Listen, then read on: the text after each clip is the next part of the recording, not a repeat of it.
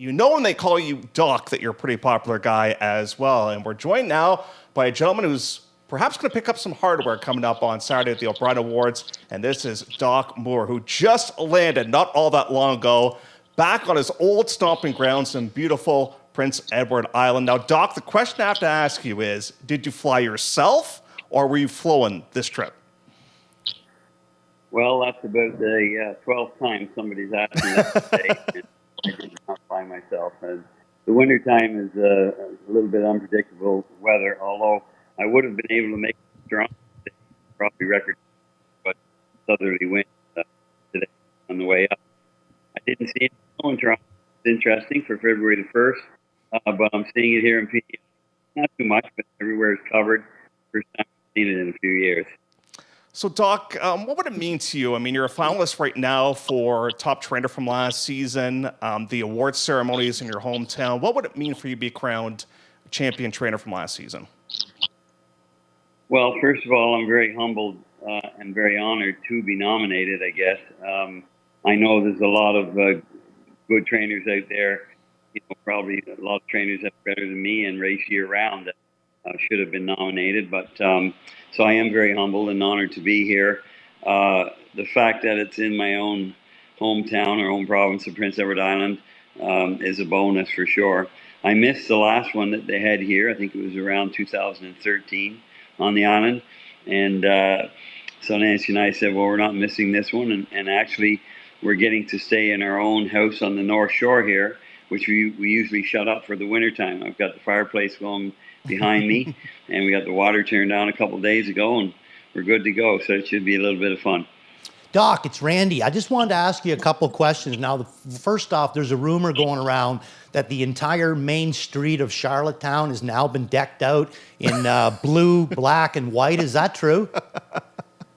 Well, that's a possibility. It could be, yeah. I'm not sure. I haven't been downtown yet. As soon as we finish the interview, we're going to go downtown and get some oysters and all the regular stuff we get down here. Couple of other things I wanted to question you too there. Give me a brief. It's got to be kind of bittersweet in a way that tattoo artist is retiring. Now, I mean, I'm knowing you. I know that that's what you want for the horse to go on to that great stud career, which he probably will have. Unbelievable racehorse, but it's kind of got to be a little bit bittersweet too that you're not going to be sitting behind that horse anymore. Well, yes and no. It was time for him to retire. I think I had noted before in some of the interviews that I gave that, some of the wear and tear is starting to show on him now, where during his early years of racing as a 2, 3, 4-year-old, even 5-year-old, soundness is one of his greatest attributes. So I think it was time, and I hate seeing, somebody take a good horse like him and race them when they're not where they should be, if you know what I'm saying.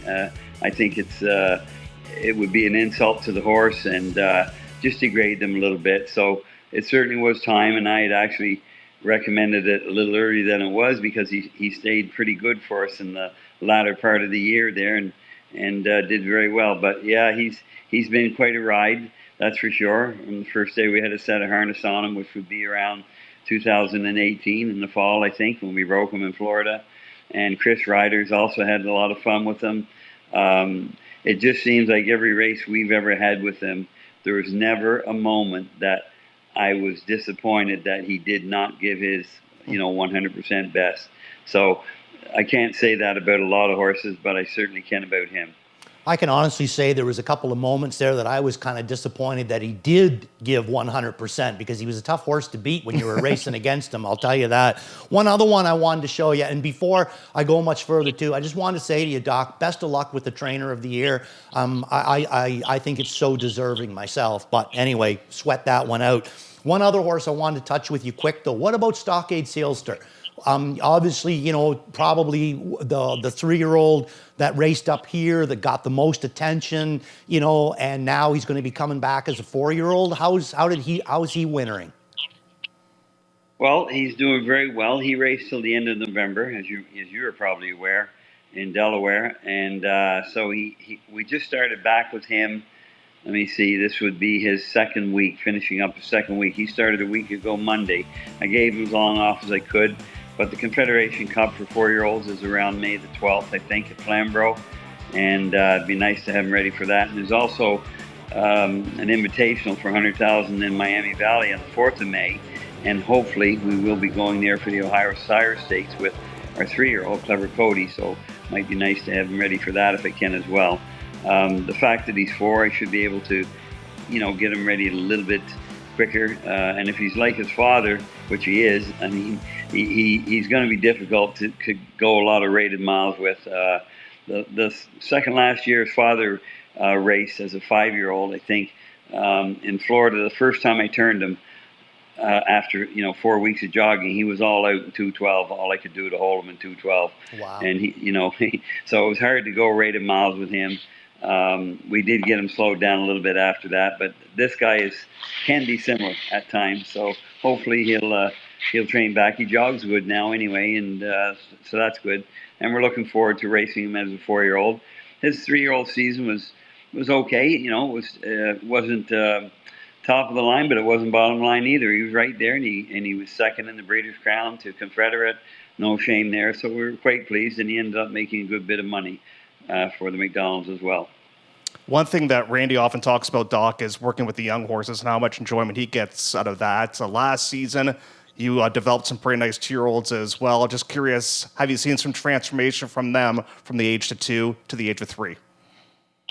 Yeah, I certainly have. And we kept 2 fillies over and Odds on Platinum, who were very good babies for us last year. And Anne she didn't start till late because she qualified twice in June and won her qualifiers, and then had some issues pop up that we had to give her a bit of time. But she's really lengthened out and grown to be a really nice big mare. And Odds on Platinum has changed a bit as well. Clever Cody, well, I don't want to pop myself. I don't want to brag or anything like that either. But boy, he has changed more probably than any 3-year-old, 2-year-old coming 3-year-old that I've ever seen. Wow. I mean, the body on him is just phenomenal, and he's. I let his hobbles out 2 inches at the end of the year. I didn't tell Aaron that, by the way, Merriman, but we did. And they're going to go out another 3 or 4 inches, I'm sure, Wow. this year. And he's the length of him and the size of him now, and the power in him as you jog him. I started him a little early, around January 10th, so I'm very optimistic at this point for him, and hope that nothing happens along the way, as you certainly know it can, and that we're able to have some success with him in Ohio and also in Ontario in the Grand Circuit races this year as well. Well, Doc, we appreciate you taking time out of your schedule. We know that you've been absolutely slammed today trying to get home. Thank you for taking time and for joining us as well. Just one last quick question. I have to ask you if you have one, and you have to keep it clean because this is a family show, but do you have a good Randy Waples story before we sign things off for tonight? Yeah, no. Well, I don't know. The Randy Waples stories I had might not fit on this PG-rated show. Hey, speaking of the Waples name, though, you're the big fish there in the Moore stable. You're up here in PEI. Do I know anybody that's riding for you down in Florida? Oh, you certainly do. Your old daddy, Ronnie. He took it for me not too long ago when we had a week in Key West, and he was there training babies on Tuesday with us, and he's hopefully going to train again tomorrow. He's there Thursday, Friday, Saturday for me as well. He doesn't want to do anything full-time now, but he's still got the hands, and I don't know, he leaves the whip in the holder when he's going with the babies, and they get along pretty good for him. So maybe I'll try that. Doc, thank you so much for your time. Good luck coming up on Saturday, and all the best for next season, and we're going to keep an eye on those 2-year-olds. It's not too long before stakes payment time, my friend. Thanks a lot, Doc. All right, thank you. Talk to you later. Bye for now. That's Doc Moore, and of course you can catch all the O'Brien Award action here at Woodbine Mohawk Park, and you can stream it on the Stanford Canada website as well.